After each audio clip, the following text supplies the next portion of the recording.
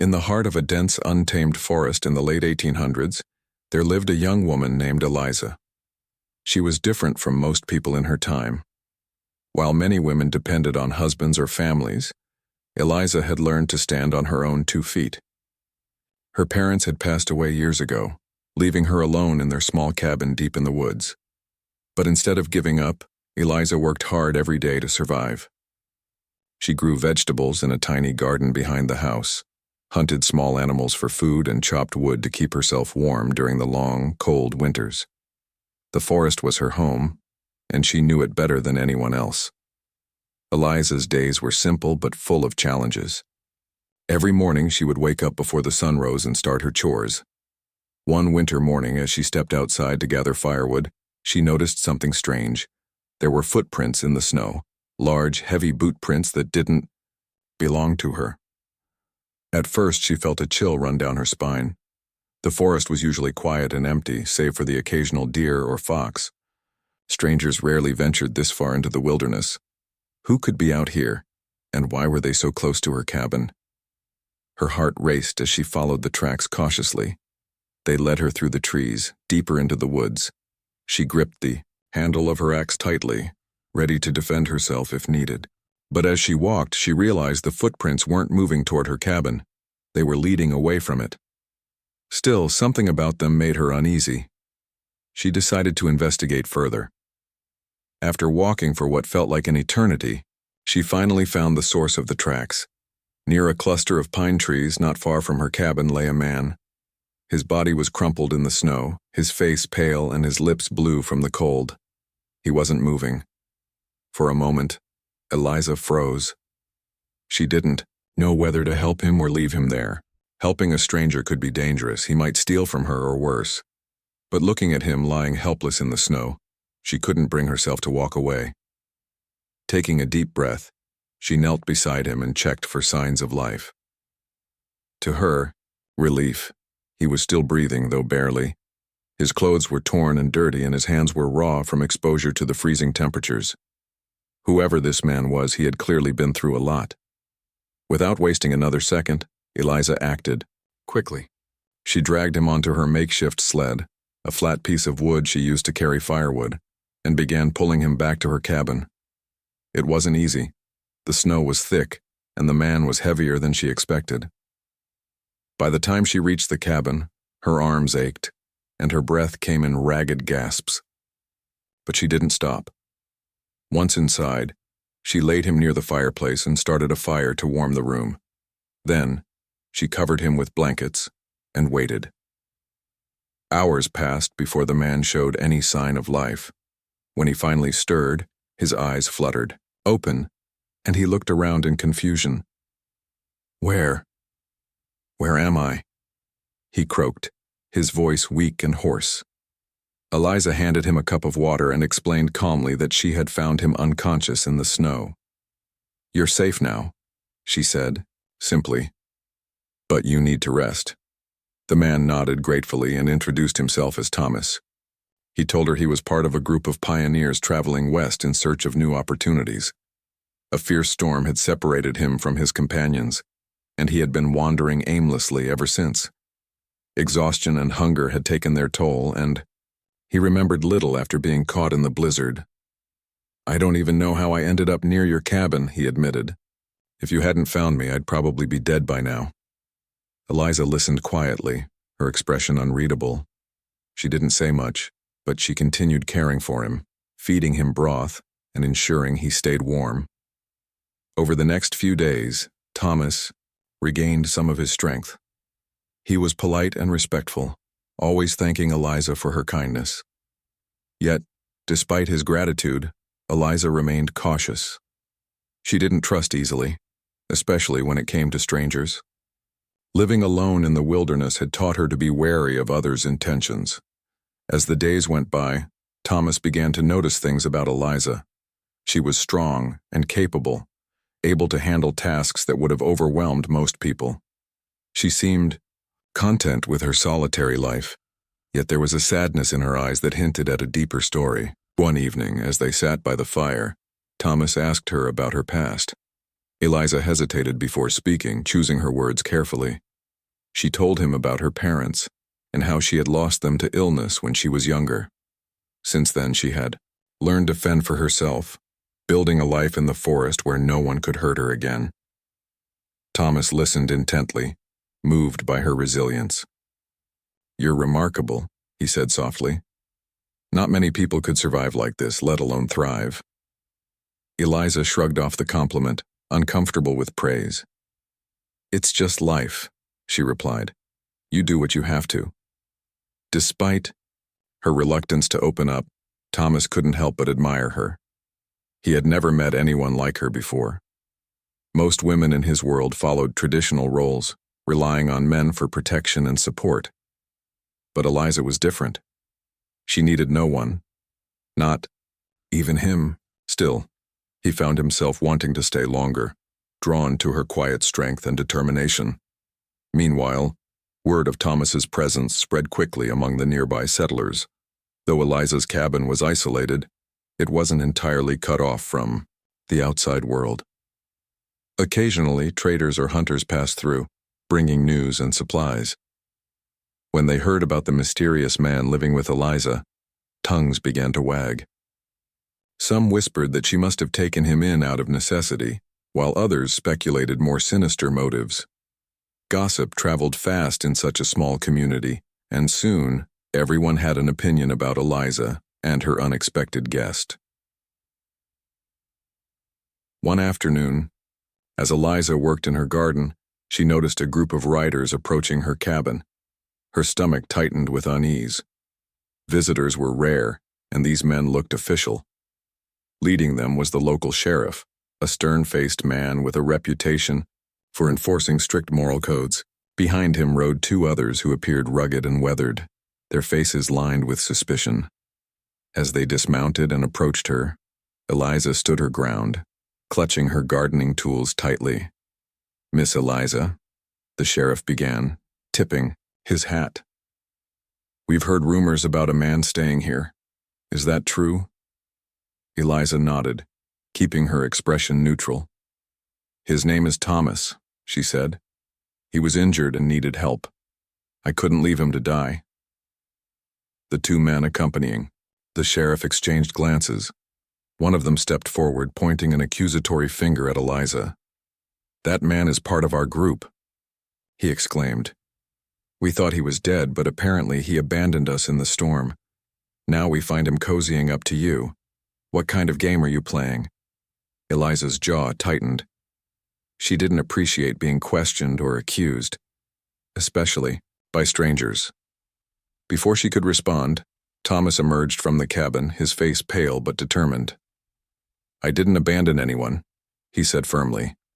"I got lost in the storm. If anything, you left me behind." The tension between the two groups grew palpable. The sheriff raised a hand to silence them both. "This isn't helping," he said. "Whether or not he abandoned you, the fact remains that he's alive and currently residing with Miss Eliza. We need to figure out what to do next."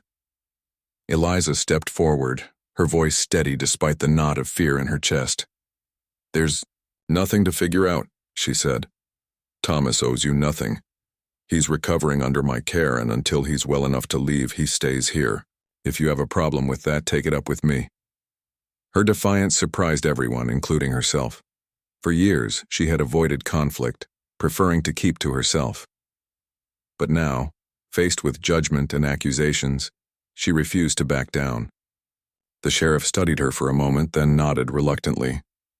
"Very well," he said. "But remember, Miss Eliza, actions have consequences. You're playing with fire by harboring a stranger like this." With that, the men mounted their horses and rode off, leaving Eliza and Thomas alone once more. As the sound of hoofbeats faded into the distance, Eliza exhaled deeply, feeling the weight of the encounter settle over her. She glanced at Thomas, who looked both grateful and troubled. "Thank you," he said quietly. "You didn't have to defend me like that." Eliza shook her head. "I did what was right," she replied. "But don't mistake this for friendship. You'll leave as soon as you're able. This changes nothing." Though she spoke firmly, a part of her wondered if she truly believed her own words. As the days passed, Thomas began to settle into a routine at Eliza's cabin. Though he was still recovering, he insisted on helping with small tasks around the house. At first, Eliza resisted. She didn't want him to feel obligated to repay her kindness, nor did she trust his sudden eagerness to stay busy. But Thomas was persistent. He chopped firewood when she wasn't looking, mended a broken chair that had been sitting in the corner for months, and even repaired a leaky section of the roof. Each time she caught him doing something, he gave her a sheepish smile and said, "You've done so much for me. Let me do this." Eliza found it hard to argue with him. Part of her appreciated the help, especially since winter was approaching and the workload was growing heavier. But another part of her felt uneasy. His presence disrupted the quiet rhythm of her life. For years, she had lived alone, relying only on herself. Now there was someone else in her space, someone who seemed determined to make himself useful. It wasn't just the physical changes, it was the way he looked at her, like she was someone worth admiring. No one had ever looked at her like that before. Despite her mixed feelings, Eliza couldn't deny that Thomas was good company. In the evenings, they sat by the fire, sharing stories about their lives. Thomas spoke about his childhood on a farm, his dreams of exploring new lands, and the hardships he faced during his journey west. Eliza listened intently, fascinated by his tales of adventure. Occasionally, she shared bits of her own story, though she always kept certain parts hidden. The pain of losing her parents, the loneliness that sometimes overwhelmed her, the fear of being judged by others. Thomas never pushed her to reveal more than she wanted to. Instead, he respected her boundaries, which made her trust him a little more each day. But outside the safety of the cabin, things were different. Rumors about Eliza and Thomas continued to spread through the settlement. The visit from the sheriff and the two men had stirred up curiosity, and soon, everyone seemed to have an opinion about their situation. Some people whispered that Eliza must be desperate to take in a stranger, while others speculated that Thomas had manipulated her somehow. A few even suggested darker motives, hinting that their relationship might not be entirely innocent.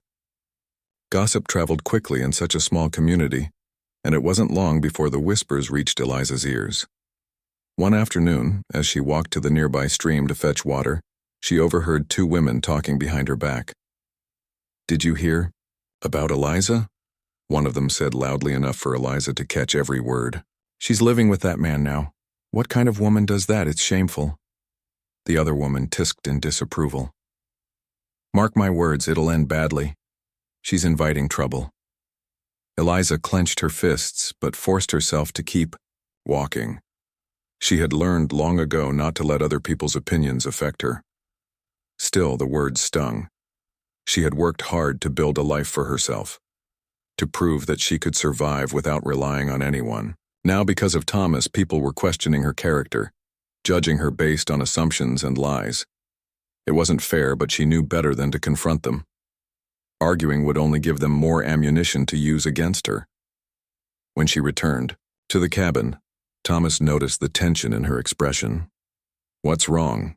he asked, setting down the axe he had been using to split wood. Eliza hesitated before telling him about the conversation she had overheard. To her surprise, Thomas didn't try to comfort her or dismiss her concerns. Instead, his face darkened with anger. "They don't know anything about you," he said firmly. "Their opinions don't matter." "It's not just them," Eliza replied, her voice tight with frustration. "It's everyone. They're watching us, waiting for us to make a mistake. And no matter what I do, they'll find a reason to judge me." Thomas sighed, running a hand through his hair. "I'm sorry," he said. "This is my fault. If I hadn't shown up, none of this would be happening." Eliza shook her head. "No, it's not your fault. You didn't ask to get lost in the storm. But staying here, it's complicated. People are already talking, and it's only going to get worse." The next day, the situation escalated further when the town's preacher paid Eliza a visit. He arrived unannounced, knocking on her door just as she was preparing lunch. When she opened the door and saw him standing there dressed in his black coat and holding a Bible, Her stomach sank. Preacher John was known for his strict views on morality, and his visits were rarely pleasant.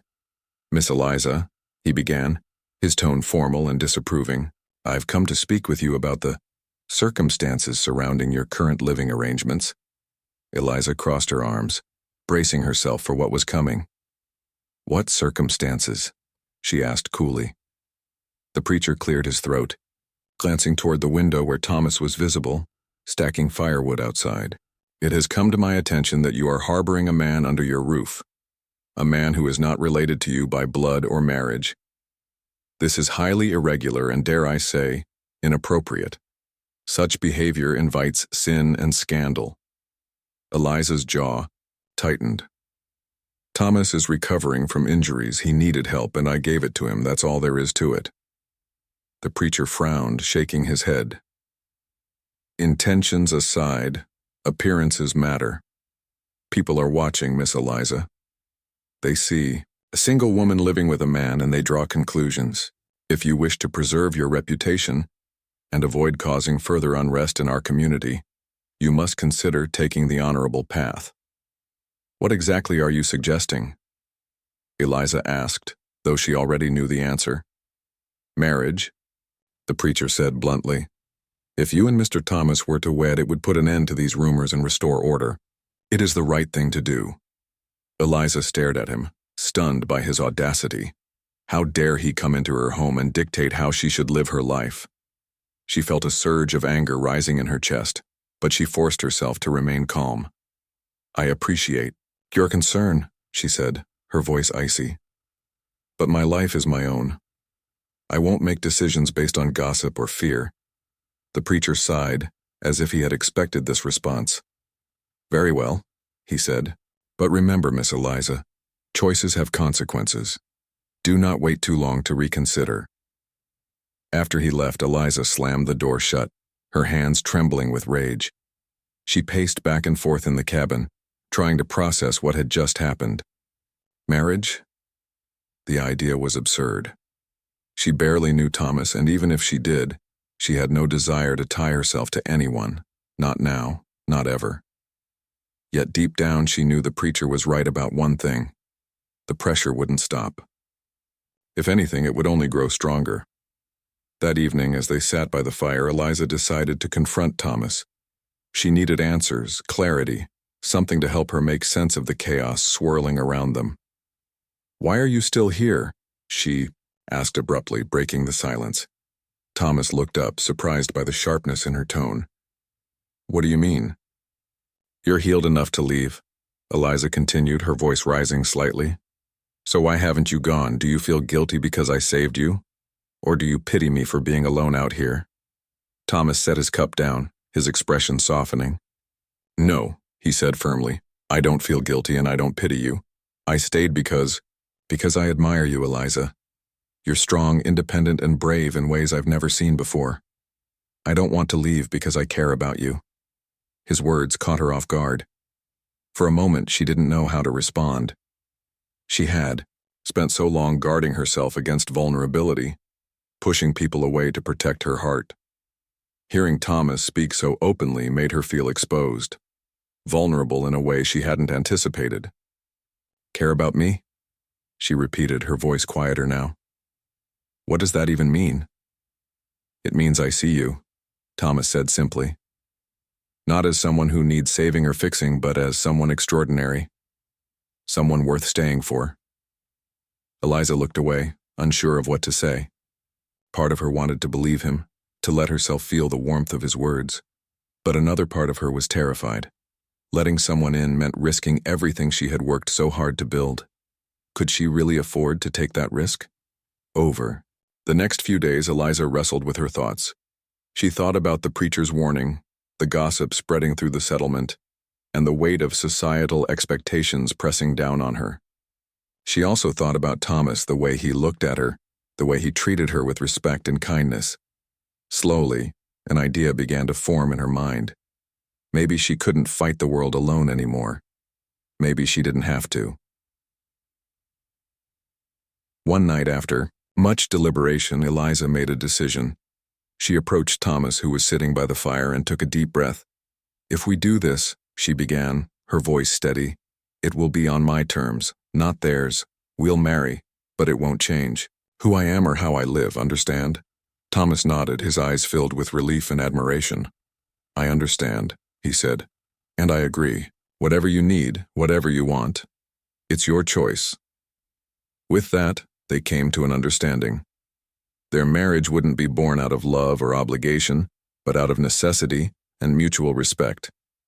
It was a practical solution to a complicated problem, a way to take control of their narrative before the world tried to define it for them.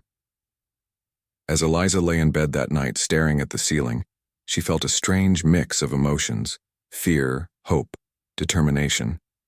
She didn't know what the future held, but one thing was certain: she would face it on her own terms. The days leading up to the wedding were tense and quiet. Eliza went about her usual chores, but there was a heaviness in her movements, as if the weight of the decision she had made was pressing down on her shoulders. She told herself repeatedly that this was the right choice, that it was better to play along with society's rules than to fight them endlessly. Yet deep inside, she couldn't shake the feeling that she was giving up something important, though she couldn't quite name what it was. Thomas, on the other hand, seemed more at ease. He continued helping around the cabin, making small repairs and gathering firewood for the coming winter. But he also kept his distance, sensing that Eliza needed space to process everything. He didn't push her or ask questions. Instead, he simply waited, hoping she would come to trust him fully in time. Still, he couldn't help but feel nervous about the future. Would their agreement be enough? Could they really build a life together based on respect alone? News of the upcoming wedding spread quickly through the settlement. Some people were relieved, believing that marriage would finally put an end to the scandal surrounding Eliza and Thomas. Others remained skeptical, convinced that the union was forced and unnatural. The gossip didn't stop, but it shifted slightly. Now the focus was on whether the marriage would last or fall apart under the strain of its unconventional beginnings. On the morning of the wedding, Eliza woke before sunrise.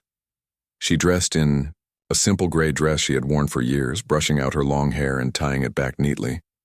There were no flowers, no decorations, no grand preparations. This wasn't a celebration. It was a practical arrangement, a way to silence the critics and regain control of her life. As she stood in front of the small mirror hanging on the wall, she studied her reflection carefully. Her face was calm, her eyes steady. She looked like someone who knew exactly what she was doing, even if deep down, she wasn't so sure. Thomas waited outside, pacing nervously near the door. He wore his cleanest shirt, patched and faded from months of wear, and had shaved off the scruff that usually covered his jaw. When Eliza stepped out of the cabin, he stopped and turned to look at her. For a moment, neither of them spoke. Then Thomas cleared his throat and said softly, "You look beautiful." Eliza gave him a faint smile, though her expression remained guarded. "Let's get this over with," she replied, walking past him, toward the clearing where the ceremony would take place. A small group of neighbors had gathered, curious to witness the event. Among them were the preacher, who carried his Bible, and a few women clutching baskets of food they had brought as gifts. No one smiled warmly or offered congratulations. Instead, they watched silently, their faces unreadable. It was clear that most of them still doubted the sincerity of the union. To them, this was less a wedding and more a public declaration, a way to ensure Eliza and Thomas followed the rules moving forward. The ceremony itself was brief and formal. Preacher John recited the vows in a monotone voice, pausing occasionally to glance at Eliza and Thomas as if waiting for signs of hesitation.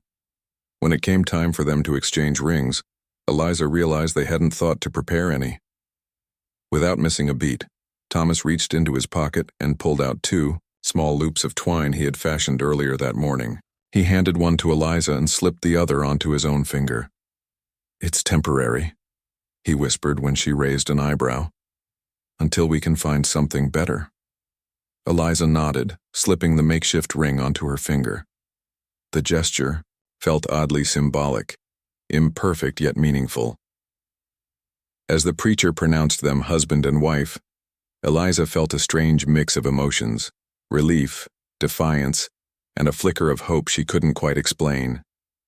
The crowd murmured quietly among themselves before dispersing, leaving Eliza and Thomas alone once again. That evening, after everyone had left, Eliza sat by the fire, staring into the flames. Thomas joined her, sitting across from her on the wooden bench. Neither of them spoke for a while. Finally, Thomas broke the silence. "I know this isn't what you wanted," he said gently, "but I promise I'll do my best to make things work. You won't regret this." Eliza sighed, leaning back against the chair. "I'm not looking for promises," she replied. "Just honesty. If this doesn't work, we'll figure it out then. But for now, let's agree to stick to the plan.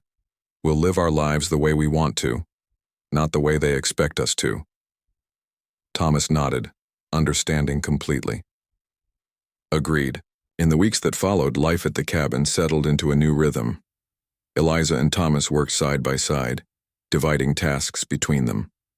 Thomas handled heavier jobs like chopping wood and hunting, while Eliza tended to the garden and cooked meals. They shared responsibilities equally, respecting each other's strengths and boundaries. Though their relationship wasn't romantic, it was built on mutual trust and cooperation. Gradually, Eliza began to notice subtle changes in herself. She found herself laughing more often, sharing stories with Thomas without feeling guarded. He listened intently, asking thoughtful questions and offering insights that surprised her.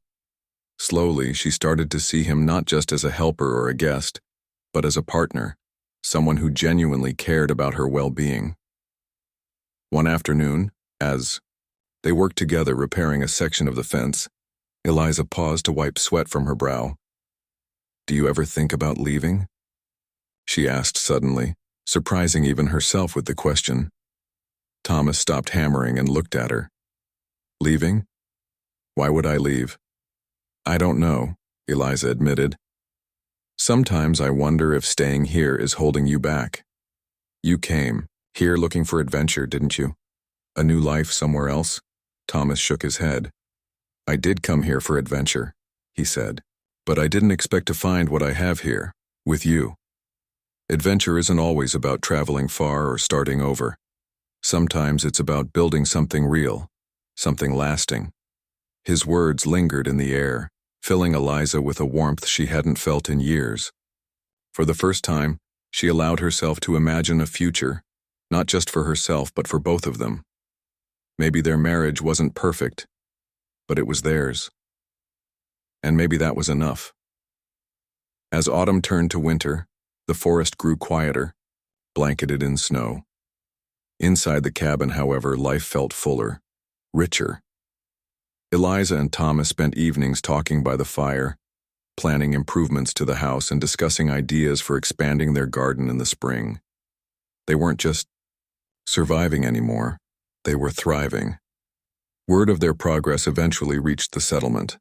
Neighbors who had once criticized Eliza began to soften their opinions. They saw how hard the couple worked together, how they supported each other without complaint. Even the preacher paid them another visit, this time with a basket of bread and a jar of honey. "I must admit," he said gruffly, "you two seem to be making it work. Perhaps I misjudged the situation." Eliza accepted his gift with a polite nod, though she didn't offer an apology or explanation. She didn't need to. Her actions spoke louder than any words ever could. By the time the snow began to melt and spring arrived, Eliza felt a sense of peace she hadn't known in years. Her decision to marry Thomas hadn't been easy, but it had given her something unexpected, a chance to redefine her life on her own terms. Together, they had proven that love wasn't the only foundation for a strong partnership. Respect, trust, and shared purpose mattered just as much. And as they stood side by side one morning, watching the sunrise paint the sky in shades of gold and pink, Eliza realized something else. Sometimes, the bravest thing you can do is let someone in, even when the world tries to keep you apart. Spring arrived with a burst of color and life. transforming the forest around Eliza and Thomas's cabin into a vibrant tapestry of green leaves, blooming wildflowers, and chirping birds. The snow melted away, leaving behind damp earth that smelled fresh and alive. For Eliza, the change in seasons brought more than just warmer weather. It marked a shift in her perspective. Over the past few months, she had come to see her marriage not as a burden, but as an opportunity to create something meaningful, something uniquely theirs. Thomas, too, seemed different. He carried himself with a quiet confidence, now as if he finally felt like he belonged. His jokes became lighter, his laughter more frequent. Whenever they worked together, whether planting seeds in the garden or repairing the roof, he hummed old songs he remembered from his childhood. At first, Eliza found it amusing, then endearing. She even caught herself humming along sometimes, though she would stop abruptly when she realized what she was doing. Their days were filled with simple pleasures, mornings spent tending to the animals, afternoons exploring the woods for herbs and berries, and evenings sitting by the fire sharing stories. Yet despite the harmony they had built, Eliza couldn't ignore the whispers still lingering in the settlement. People continued to talk about them, speculating whether their marriage would last or crumble under pressure. Some believed it was only a matter of time before Eliza grew tired of Thomas's presence and sent him away. Others wondered if Thomas secretly resented being tied to such an independent woman. Eliza tried not to let the gossip bother her, but it wasn't easy. One day, while trading eggs at the market, she overheard two women discussing her. "She thinks she's so clever," one of them said, her voice dripping with disdain. "Marrying him to save face. But mark my words, it won't work. Women like her always fail." Eliza clenched her fists, biting back a sharp retort. Instead, she turned and walked away, her basket of eggs swinging at her side. When she returned home, she found Thomas splitting logs near the woodpile. His shirt was damp with sweat, and his hands were calloused from hours of labor. Seeing him reminded her why she had made the decision she did, not because of guilt or obligation, but because she believed they could build something better than the lives they had left behind. That evening, as they sat by the fire, Eliza decided to share what she had heard at the market. "They think we're doomed," she said bluntly, staring into the flames. "That our marriage is a joke." Thomas leaned forward, resting his elbows on his knees. "And what do you think?" Eliza hesitated. I think we've proven them wrong so far. We're surviving, aren't we? Maybe even thriving." Thomas smiled faintly. "Surviving isn't enough. Thriving is what matters. And we're doing that, together." His words stayed with her long after they went to bed. They weren't just surviving. They were creating a life that defied expectations. Slowly, Eliza began to see their marriage as less of a compromise and more of a partnership, a way to challenge the world's narrow views of love and commitment. As spring turned to summer, Eliza took on a new role within the community. She started attending town meetings, speaking up about issues that mattered to her. At first, people were surprised and skeptical. Women rarely voiced their opinions in public, especially women like Eliza, who had lived alone for so long. But Eliza didn't care. She spoke passionately about fairness, equality, and the importance of supporting one another. Her words resonated with some of the other women, who began approaching her after meetings to thank her for standing up. One afternoon, a young mother named Clara came to visit Eliza at the cabin. Clara had 3 children and a husband who often dismissed her ideas. "You inspire me," Clara confessed, clutching her shawl tightly. "I wish I had your courage." Eliza shook her head. "Courage isn't something you're born with. It's something you choose every day. You have it too. You just need to use it." Clara left that day feeling hopeful, and word of Eliza's advice spread quickly. Soon, other women began visiting the cabin, seeking guidance or simply wanting to talk. Eliza welcomed them, offering tea and a listening ear. She never pretended to have all the answers, but she encouraged them to believe in themselves and stand up for what they deserved. Thomas watched these interactions with admiration. "You're changing things," he told her one evening as they cleaned up after a particularly lively gathering. People are starting to listen. I'm not trying to change anything, Eliza replied, stacking cups on the shelf.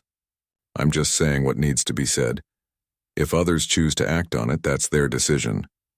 But deep down, she knew she was making a difference. The conversation she sparked rippled through the settlement, challenging long-held beliefs and sparking debates. Some men grumbled about the changes, accusing Eliza of stirring trouble, but many others, including Thomas, supported her, recognizing the value of her perspective. Despite her growing influence, Eliza remained grounded. She continued working alongside Thomas, maintaining the balance they had established. Together, they expanded the garden, adding rows of corn, beans, and squash. They built a small barn to house chickens and a pig they acquired in trade. Life was hard, but it was also fulfilling. Each accomplishment felt like proof that their unconventional marriage could succeed. One day, as they worked side by side digging trenches for irrigation, Thomas paused and wiped his brow. Do you ever wonder what people will say about us years from now? He asked. Eliza stopped and looked at him, her hands resting on the handle of her shovel. What do you mean? I mean, do you think they'll remember us? Not just as the couple who married out of necessity, but as people who stood up for what they believed in? Eliza thought about it for a moment. Maybe. Or maybe they'll forget us entirely. Either way, it doesn't matter. What matters is how we live our lives, not how others see us. Thomas nodded, smiling. You're right. As long as we're happy, nothing else matters. Summer stretched on, bringing long golden days and warm nights. Eliza and Thomas celebrated their first anniversary quietly, sharing a meal of roasted chicken and fresh vegetables from the garden. There were no grand speeches or gifts, just gratitude for the life they had built together. That night, as they lay in bed listening to the crickets chirp outside, Eliza felt a sense of contentment she hadn't known was possible. But life in the wilderness was unpredictable, and challenges were never far away. Late one afternoon, dark, clouds rolled in, bringing with them a fierce storm. Lightning split the sky, illuminating the forest in flashes of white light. Rain poured down in sheets, flooding the garden and threatening to wash away the newly dug trenches. Eliza and Thomas worked tirelessly to reinforce the dam they had built to divert water from the cabin, piling sandbags and clearing debris. By the time the storm passed, they were soaked to the bone and exhausted, but relieved. The next morning, as the sun peeked through the clouds, they surveyed the damage. The garden was muddy but intact, and the cabin had been spared. Standing in the soggy field, Eliza looked at Thomas and laughed. We did it, she said, shaking her head in disbelief. We survived another test. Thomas grinned, wrapping an arm around her shoulders. Of course we did. We always do. In that moment, Eliza realized something profound. Their strength wasn't just in their individual resilience, it was in their unity. Together they faced whatever the world threw at them, refusing to let adversity break them apart. Their marriage might have started as a practical solution, but it had grown into something deeper, something real. As the weeks passed, Eliza noticed subtle changes in the way people treated her. The same neighbors who once whispered behind her back now greeted her warmly, acknowledging her contributions to the community. Even the preacher, who had once condemned her choices, nodded respectfully when their paths crossed. It wasn't acceptance, exactly, but it was progress. By the time autumn returned, painting the trees in shades of red and gold, Eliza felt more confident than ever. She had faced judgment, doubt, and fear, and emerged stronger on the other side. With Thomas by her side, she had proven that love wasn't the only foundation for a lasting relationship. Respect, trust, and shared purpose were equally important. As they stood together one crisp October morning, watching the sunrise bathe the forest in soft light, Eliza felt a deep sense of peace. Their journey hadn't been easy, but it had been worth it. Together, they had created a life that defied convention, a life built on their own terms, and as long as they stood united, nothing could tear them apart. Autumn deepened and the air grew colder with each passing day. The leaves that had once been vibrant shades of orange and red now crunched underfoot, brittle and dry. Eliza and Thomas prepared for winter, knowing it would bring its own set of challenges. They worked tirelessly, stacking firewood high against the cabin wall, storing jars of preserved fruits and vegetables in the root cellar, and reinforcing the roof to keep out the snow. Their days were long and demanding, but they moved through them with a quiet efficiency, their partnership stronger than ever. Eliza noticed small changes in herself as well. She no longer felt the need to prove her independence to others, or even to herself. Having Thomas by her side didn't make her weaker, it made her stronger. He respected her boundaries and supported her decisions, never trying to control or diminish her. In return, she trusted him completely, knowing he would always have her back. Their bond wasn't perfect. It was messy, complicated, and sometimes frustrating, but it was real. And that was enough. One chilly afternoon, as Eliza sat mending a torn blanket by the fire, a knock came at the door. It was unusual for visitors to arrive unannounced, especially this late in the season. Curious, she opened the door to find a man standing there, his face pale and his clothes damp from travel. He introduced himself as Samuel, a trader who had gotten lost in the forest during a sudden storm. "I saw your smoke," he explained, gesturing toward the chimney. "I hope you don't mind me stopping by." Eliza hesitated before stepping aside to let him in. She offered him a seat by the fire and a cup of hot tea while he warmed up. Thomas, who had been outside checking the traps, came in shortly after and greeted the stranger cautiously. Over the next hour, Samuel shared his story. He had been traveling between settlements, trading goods, when his horse bolted, leaving him stranded. He asked if they could spare a meal and perhaps point him in the right direction come morning. Eliza agreed without hesitation. Helping others was second nature to her, even if it meant taking risks. As they ate together, Samuel spoke about the places he had visited and the people he had met. His tales painted a vivid picture of a world beyond the forest, a world filled with bustling towns, new technologies, and endless possibilities. Eliza listened intently, fascinated by his descriptions of steam engines and telegraphs. She had heard rumors of such things before, but hearing them from someone who had seen them firsthand made them feel more real.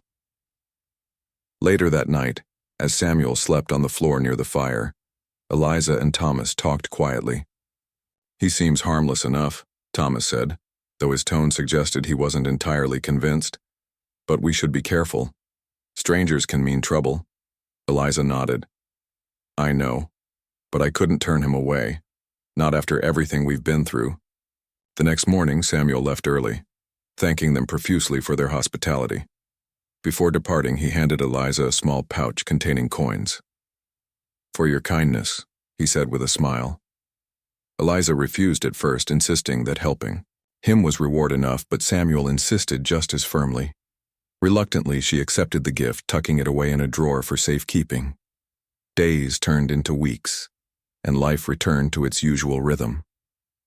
The encounter with Samuel lingered in Eliza's mind, though, not because of any suspicion, but because of the glimpse it gave her into a wider world.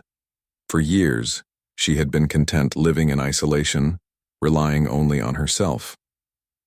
Now, however, she found herself wondering what else was out there. Could she and Thomas explore those possibilities without losing the life they had built? Thomas sensed her restlessness one evening as they sat by the fire. "You're thinking about something," he said, glancing at her. "What is it?" Eliza hesitated before speaking. "Do you ever wonder what it would be like to leave this place? To see the town Samuel talked about, or maybe even farther?" Thomas frowned thoughtfully. "I've thought about it," he admitted. "But this is our home. We've worked hard to build it. Why risk losing it?" "I'm not saying we should abandon it," Eliza replied quickly. "Just maybe expand it. Maybe we could trade with other settlements or visit occasionally. There's so much out there we haven't seen." Thomas considered her words carefully. He understood her curiosity, the desire to grow and learn, but he also knew how important stability was to both of them. "If we do this," he said finally, "we'll do it together. on our terms. Eliza smiled, grateful for his willingness to listen. They spent the rest of the evening discussing ideas, how they might barter their surplus crops, what routes they could take to nearby towns, and how they could ensure their cabin remained safe while they were away. It was an exciting prospect, one that filled them with a renewed sense of purpose. Winter arrived sooner than expected, blanketing the forest in thick layers of snow. The cold was relentless, forcing Eliza and Thomas to stay close to the cabin. Despite the harsh conditions, they kept themselves busy, reading aloud from old books they had salvaged, playing games by candlelight, and planning for the future. Their dreams of exploring the outside world became a source of comfort during the long, dark nights. As the weeks dragged on, however, tensions began to rise. Being cooped up indoors for days on end tested their patience. Simple disagreements about chores, meals, or how best to conserve firewood sometimes escalated into heated arguments. After one particularly intense quarrel, Eliza stormed outside, needing space to cool down. She stood in the snow, staring at the frozen landscape, feeling frustrated and trapped. Thomas joined her moments later, his breath visible in the frosty air. "I'm sorry," he said softly. "I shouldn't have snapped at you." Eliza sighed, brushing snowflakes from her hair. "It's not just you. It's this place. This season. Sometimes it feels like we're stuck." Thomas nodded, understanding. "Completely." "We'll get through it," he said. "Together." His words calmed her, reminding her why they had chosen to face life as a team. Slowly, they found ways to ease the tension, taking turns venturing outside for fresh air, setting aside time each evening to reflect on their day, and laughing over silly jokes to lighten the mood. By the time spring returned, they had weathered the storm, both literal and metaphorical, and emerged closer than ever. When the snow finally melted, revealing the soggy earth beneath, Eliza and Thomas wasted no time putting their plans into action. They loaded a wagon with goods from their garden, jars of pickled vegetables, bundles of dried herbs, and handmade candles, and set off toward the nearest settlement. The journey was long and arduous, but they traveled together, sharing stories, and singing songs to pass the time. When they reached the town, they were greeted with curiosity and warmth. People admired their craftsmanship and eagerly traded for their goods. Eliza struck up conversations with local women, learning about their lives and exchanging tips on farming and cooking. Thomas, meanwhile, befriended some of the men, discussing tools, hunting techniques, and the latest innovations in agriculture. By the time they returned home, their wagon was lighter, but their hearts were full. They brought back not only supplies but also new ideas and connections. Over dinner that night, Eliza reflected on their trip. "This changes things," she said, looking at Thomas. "We're not just surviving anymore. We're thriving." Thomas smiled, reaching across the table to take her hand. "Exactly, and we're doing it our way." As summer approached once again, Eliza and Thomas continued to expand their horizons. They visited neighboring settlements regularly, building relationships and establishing themselves as reliable traders. Back at the cabin, they experimented with new crops and techniques, determined to improve their yield. Their life was far from easy, but it was rich with meaning and purpose. Through it all, Eliza remained true to herself. She refused to conform to societal expectations, instead forging her own path, one that prioritized equality, respect, and mutual support. Her courage inspired others, particularly the women in the community, who began to question traditional roles and advocate for change. One evening, as they sat outside watching the stars, Eliza turned to Thomas. "Do you think we'll always be like this?" she asked. "Happy, I mean." Thomas chuckled softly. "I don't know about always. Life has its ups and downs, but as long as we face them together, I think we'll be okay." Eliza leaned her head against his shoulder, feeling a profound sense of gratitude. Their journey hadn't been easy, but it had been worth every step.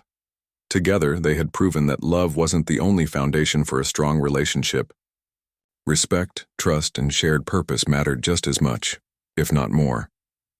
And as they gazed up at the vast night sky, surrounded by the sounds of the forest they called home, Eliza felt certain of one thing. No matter what challenges lay ahead, they would face them side by side, because in the end it wasn't about where they came from or what others thought of them. It was about the life they had built and the future they would continue to create, together. Years passed, and the small cabin in the forest transformed into something more than just a shelter. It became a symbol of resilience, partnership, and defiance against societal norms. Eliza and Thomas had grown older, their faces marked by lines earned through hard work and shared experiences. Yet they remained as determined as ever, continuing to build a life that reflected their values. The once isolated homestead now bustled with activity, not only for them but also for the people who visited seeking advice, trade, or simply companionship. Eliza's influence in the community had grown significantly. She was no longer just the woman who lived alone in the woods. She was a leader, an advocate, and a voice for those who felt unheard. Women from nearby settlements traveled miles to speak with her, sharing their struggles and seeking guidance. Eliza listened patiently, offering practical solutions and encouragement. "You are stronger than you think," she often said. "Trust yourself." Her words resonated deeply, empowering others to challenge the limitations placed upon them. Thomas supported her efforts wholeheartedly, often stepping back to let her take the lead while he handled tasks behind the scenes. He managed their trading routes, ensuring they always had enough supplies to sustain themselves and help others. Together, they created a system that worked, not just for them, but for everyone around them. Their unconventional marriage became a model of equality and mutual respect, inspiring others to rethink traditional roles within relationships. One autumn afternoon, as golden sunlight filtered through the trees, a group of travelers arrived at the cabin. They were settlers heading west, weary and disheartened after months of difficult travel. Their leader, a man named Benjamin, approached Eliza and Thomas with a humble request. "We heard about your kindness," he said. "Would you be willing to share some food? We have little left and winter is coming." Without hesitation, Eliza invited them to stay. Over the next few days, she and Thomas worked tirelessly to provide for the group, sharing meals, offering shelter, and teaching them how to prepare for the harsh season ahead. In return, the travelers regaled them with stories of distant lands, cities, filled with towering buildings, rivers crossed by iron bridges, and machines that could do the work of 100 men. Eliza listened intently, her curiosity piqued by the descriptions of progress and innovation. When the travelers departed, leaving behind tokens of gratitude, Eliza found herself reflecting on their tales. She turned to Thomas one evening as they sat by the fire. "Do you ever wonder if we're missing out?" she asked. "If there's more out there for us?" Thomas tilted his head thoughtfully. "Maybe, but we've done well here. This place has given us everything we need." Eliza nodded, understanding his point. Still, the idea lingered in her mind. What if they could combine the stability of their home with the excitement of exploration? What if they could show others that it was possible to live differently, to embrace both tradition and change? That winter, as snow blanketed the forest once again, Eliza and Thomas began making plans. They decided to expand their reach, venturing farther into neighboring towns and settlements.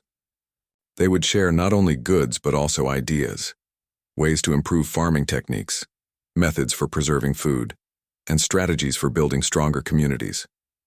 Their goal wasn't wealth or fame. It was connection. They wanted to inspire others to create lives rooted in cooperation and mutual support. When spring arrived, they set out on their first journey, traveling with wagons loaded with supplies and knowledge. Everywhere they went, they were met with enthusiasm and gratitude. Farmers marveled at their innovative tools. Women embraced their message of empowerment, and children laughed as Eliza taught them games she remembered from her own childhood. Slowly but surely, their reputation spread, earning them respect far beyond their small corner of the wilderness. Despite their growing influence, Eliza and Thomas never lost sight of what mattered most: their bond.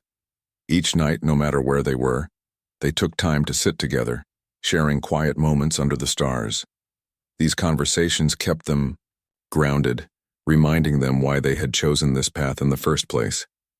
"We've come so far," Eliza mused one evening, gazing at the horizon. "But sometimes I wonder, do you ever regret staying?" Thomas smiled, reaching for her hand. "Not for a second. You saved me, Eliza. Not just my life, but my spirit. I wouldn't trade that for anything." His words brought tears to her eyes, though she quickly blinked them away. For years she had carried the weight of responsibility, believing she had to prove her worth to the world. Now she realized she didn't need to prove anything, not to others, and certainly not to herself. Her strength lay not in independence, alone, but in the connections she had forged with Thomas, with her community, and with the land she called home. As the years continued to pass, Eliza and Thomas grew old together. Their hair turned gray, their steps slowed, but their spirits remained unbroken. They watched as younger generations adopted their practices, blending tradition with innovation, to create better lives for themselves. The cabin, once a simple structure in the middle of nowhere, became a gathering place, a sanctuary for those seeking wisdom, comfort, or inspiration. One crisp autumn morning, as the leaves painted the ground in fiery hues, Eliza woke to find Thomas sitting outside on the porch. His face was pale, his breathing labored, but his eyes still held the same warmth and determination she had fallen in love with. "It's time," he said softly when she joined him. "I can feel it." Eliza took his hand, her heart heavy, yet calm. She knew he was right. They had lived long, full lives, and nothing lasted forever. "Thank you," she whispered, her voice steady despite the ache in her chest. "For everything." Thomas squeezed her hand gently. "No, thank you, Eliza. You showed me what it means to truly live."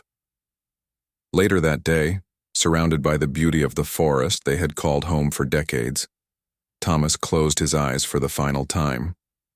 Eliza stayed by his side, holding his hand until the last breath left his body. Though grief washed over her, she felt no regret.